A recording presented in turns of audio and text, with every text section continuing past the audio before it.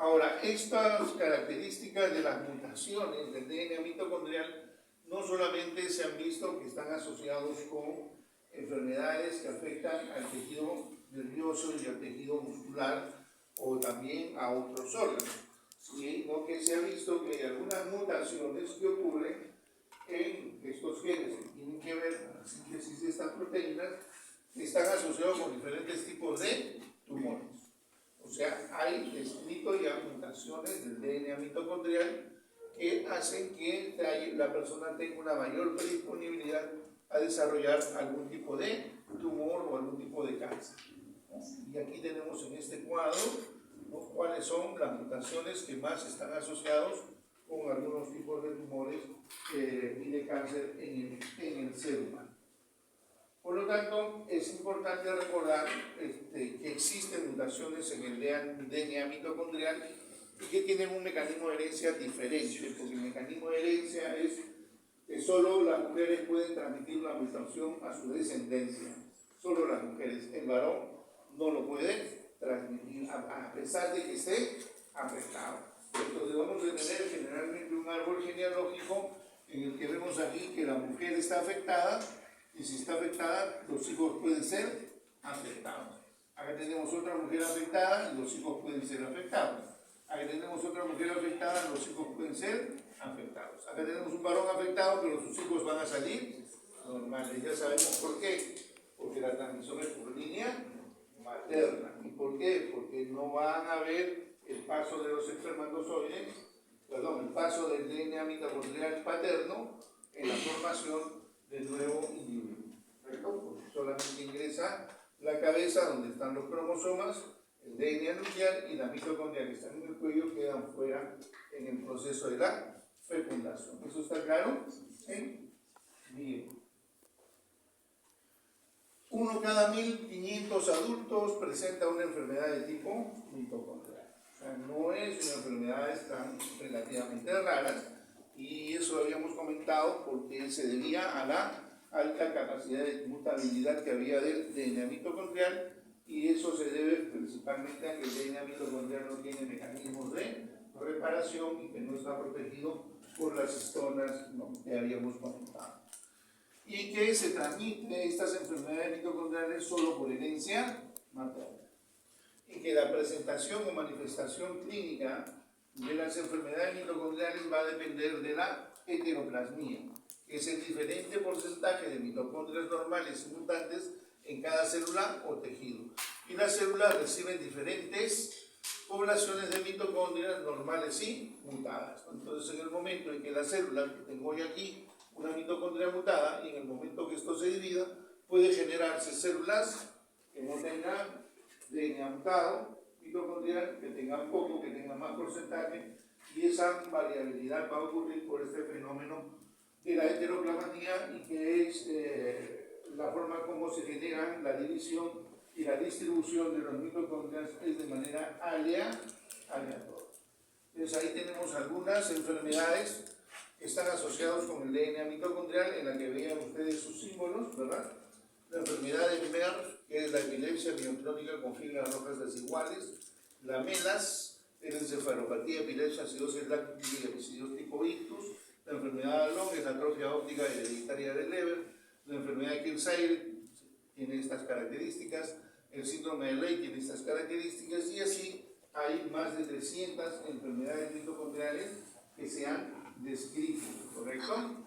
Y 1 de cada 4.000 niños en Estados Unidos desarrollan siempre una enfermedad mitocondrial antes de los 10 años, lo que hace que sea siempre muy importante que cuando un médico pediatra encuentra algunas características clínicas o manifestaciones clínicas que están afectando la parte del sistema nervioso central y del sistema muscular, piensen en la posibilidad de una mutación en el DNA mitocondrial o en una enfermedad de tipo mitocondrial, ¿correcto? Porque no es relativamente infrecuente. Esas son algunas enfermedades mitocondriales con origen en el DNA mitocondrial. Aquí tenemos algunas, ¿no?, Tenemos el síndrome KSS, el síndrome de Pearson, el síndrome del CPO, el síndrome de Menas, el del Merck, el de enfermedad de Locke, etc. Acá tenemos otras, la diabetes, la sordera, la miopatía, la cardiomiopatía, el síndrome de Ley. O sea, sigue la lista, estas son las más importantes o las más frecuentes. Y algunas se producen en el DNA mitocondrial, por una deleción única. ¿Qué significa una deleción única? Que cuando se pierde un nucleótido, si se pierde un nucleótido, hay un corrimiento de lectura, ¿correcto? Algunas se producen por deleción única, otras por deleciones múltiples, ¿okay? Que obviamente van a haber corrimiento de lectura, otras van a ocurrir por mutaciones en un solo nucleótido, mutaciones puntuales, y entonces hay distintos tipos de mutaciones que van a ser los responsables de producir estas enfermedades de tipo mitocondrial. ¿Eso se puede diagnosticar? Sí, hay métodos de diagnóstico. Básicamente, los patrones de herencia complejos y la heterogeneidad clínica de las enfermedades mitocondriales a menudo resultan en un diagnóstico incorrecto o tardío de las personas afectadas. Eso quiere decir que todavía se mantiene el hecho de que muchos neuropediatras o pediatras o neurólogos, cuando hacen la revisión clínica del paciente, muchas veces no tienen todavía presente las manifestaciones clínicas que los pueden llevar a pensar en una enfermedad mitocondrial. Entonces piensan más en las enfermedades más comunes y estas pasan de lado o no se siguen estudiando o no se investigan. Por eso que se recomienda una historia clínica detallada y un examen junto con interpretación experimentada y una batería de análisis de laboratorios complejos que son necesarios para un diagnóstico preciso. Si estamos hablando de mutaciones puntuales en el DNA mitocondrial, de corrimiento de lectura o de algunas mutaciones de algún fragmento del DNA mitocondrial, usaríamos ¿qué metodologías? Para poder hacer el diagnóstico en el laboratorio de genética. ¿Qué metodologías? Podríamos utilizar un PCR, ¿no es cierto? Luego podríamos hacer una secuenciación también del gen que podría estar involucrado para detectar las mutaciones puntuales. Entonces, se utilizan pruebas de biología molecular, no le van a hacer un cariotipo. Le hacen un cariotipo va a salir normal. Le hacen una prueba de hibridación in situ, le sale normal porque el defecto es una mutación puntual. Para eso es muy importante que tengan bien claro qué tipo de exámenes se pueden realizar. Eso comentamos en las primeras clases. Se debe hacer una historia detallada de la familia, que es esencial en la detección de una línea materna, porque ya sabemos que esto se da por la línea materna. Y además hay que tener en cuenta dos conceptos que ocurren en las enfermedades mitocondriales, la pleiotropía y la expresividad, que suelen ser muy variables, no tanto la pleiotropía como la expresividad. Entonces, sí existe el método de diagnóstico, confirmatorios de biología molecular, sí existen. Se utilizan pruebas de biología molecular de PCR específicas dirigidas para la mutación o para el defecto en el DNA mitocondrial que se quiere encontrar, o las secuenciaciones del DNA mitocondrial o del gen involucrado. ¿Ok? Bien, entonces esto es con respecto a la herencia materna. Ahora veamos con respecto al otro mecanismo que se llama el imprinting genómico.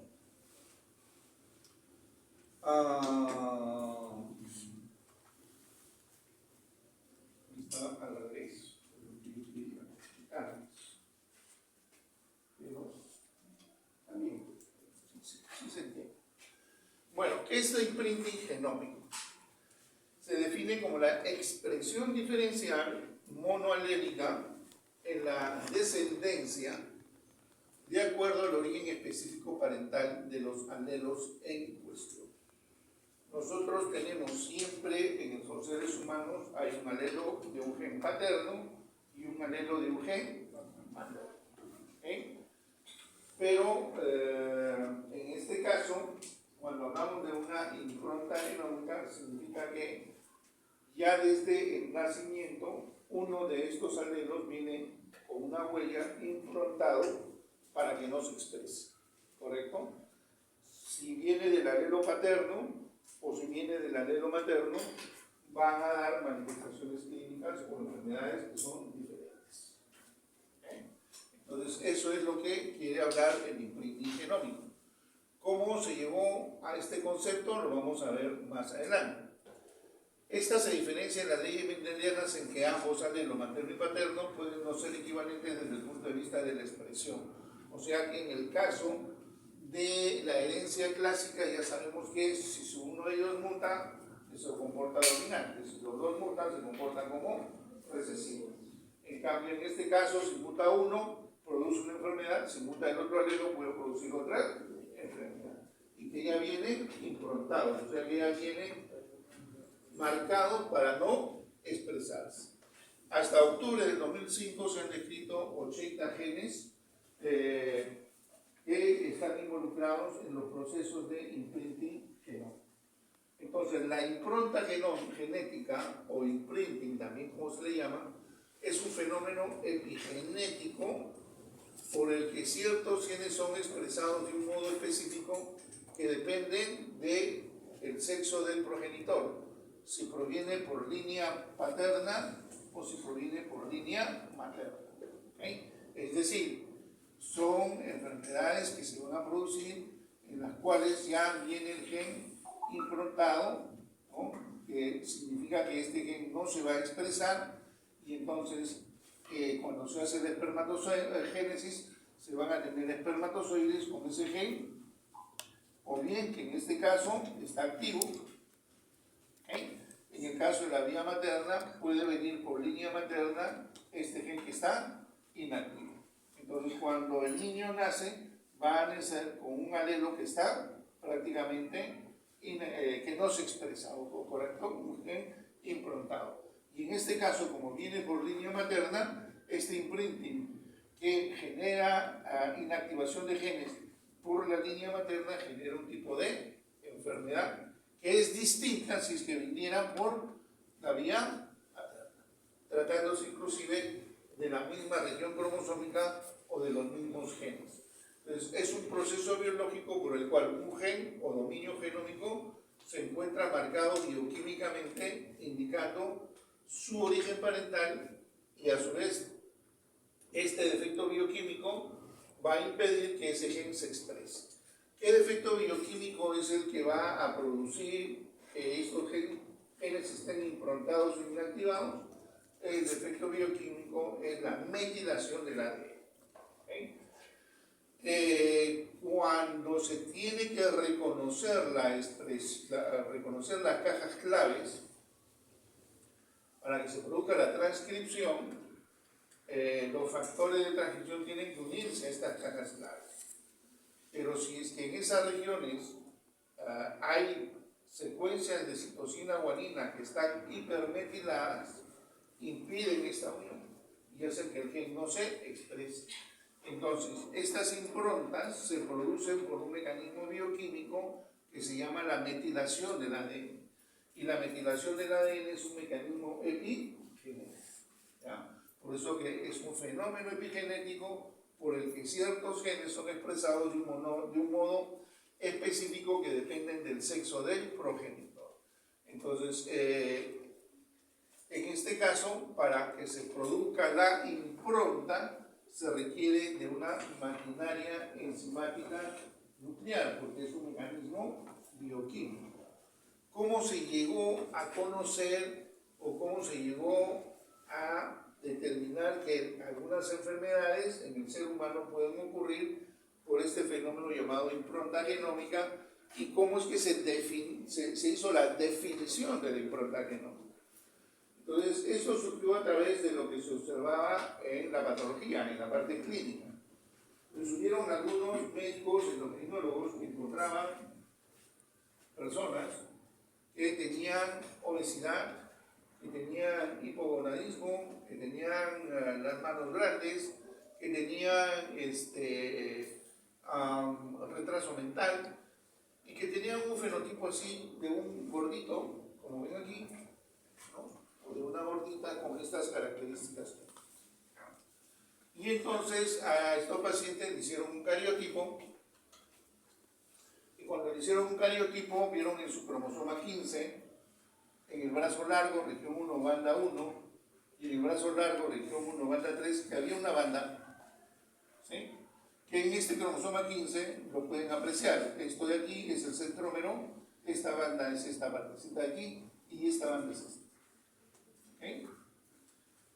Esta banda gruesa es esta banda gruesa de aquí. Vamos a ver. Y la banda que se ve delgadita, esta de aquí, es esta. En el otro cromosoma 15, están viendo el centrómero, esta banda gruesa, pero esta banda intermedia se ve. No, ¿no es cierto? Entonces aquí se demuestra que hay una delesión del cromosoma 15 en esta región. Y entonces los médicos dijeron, ese síndrome, que le vamos a llamar el síndrome de Prader-Willi, ¿okay?, se caracteriza por una delesión en el cromosoma 15, 1113. Y hasta ahí todos felices y contentos. ¿Okay? Pero luego los neuropediatras encontraron niños, ¿no?, que tenían una fácil característica, que presentaban convulsiones, que presentaban ataxia, retraso moderado, movimientos así de tipos atáxicos, con una sonrisa permanente. Y a este síndrome le llamaron el síndrome de Angelman. Y cuando le hicieron el cariotipo y el estudio de los cromosomas a estos niños, que son estos niños completamente diferentes a los de arriba, clínicamente, encontraron que tenían la misma delesión. O sea, que le faltaba el mismo fragmento. Entonces ahí empezó a romperse la cabeza los genetistas. ¿Cómo es posible que en una misma delesión, una misma alteración, produzca dos cuadros clínicos iguales o diferentes? Completamente distintos. Entonces empezaron a pensar a qué se debía esto. Empezaron a estudiar, ¿no?, estos casos de niños con Prader-Willi y con Angelman, y descubrieron que cuando se producía la delesión del cromosoma 15, pero que derivaba del padre, o sea, el cromosoma 15 delesionado era el del padre, se producía el Prader-Willi. Y cuando se producía la delesión del cromosoma 15, que era de la madre, se producía el síndrome. Entonces, eso lo demostraron y entonces se dijeron, ya, con esto salvamos el problema. Síndrome de Prader-Willi, delesión del 15, síndrome de Angelman, delesión del 15, y entonces ahí todos contentos y felices. Pero luego resulta que pasaron unos años y nacieron estos niños con Prader-Willi, estos gorditos, le hicieron el cariotipo y encontraron que los dos cromosomas 15 estaban normales. Y entonces, ¿qué es lo que le produce el Prader-Willi? Están los 15 normales. Y luego recibieron notificación que habían nacido unos niños con síndrome de Angelman, que también hicieron el cariotipo y los dos 15 estaban normales. Nuevamente un dolor de cabeza. Y los genetistas dijeron, entonces, ¿y ahora cómo lo explicamos? ¿Cómo se explica esto? Este paciente con Prader-Willi, yo esperaba que tuviera la delesión, pero sus dos 15 están normales. Este paciente que tenía el Angelman, yo esperaba que tuviera la delesión del 15 materno, pero los dos normales.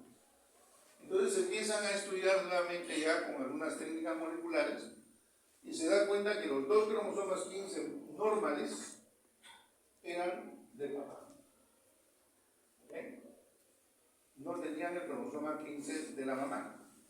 Y esos dos 15, cuando son disomía, que es los dos cromosomas 15 iguales, que son del papá, producían el síndrome de Angelman.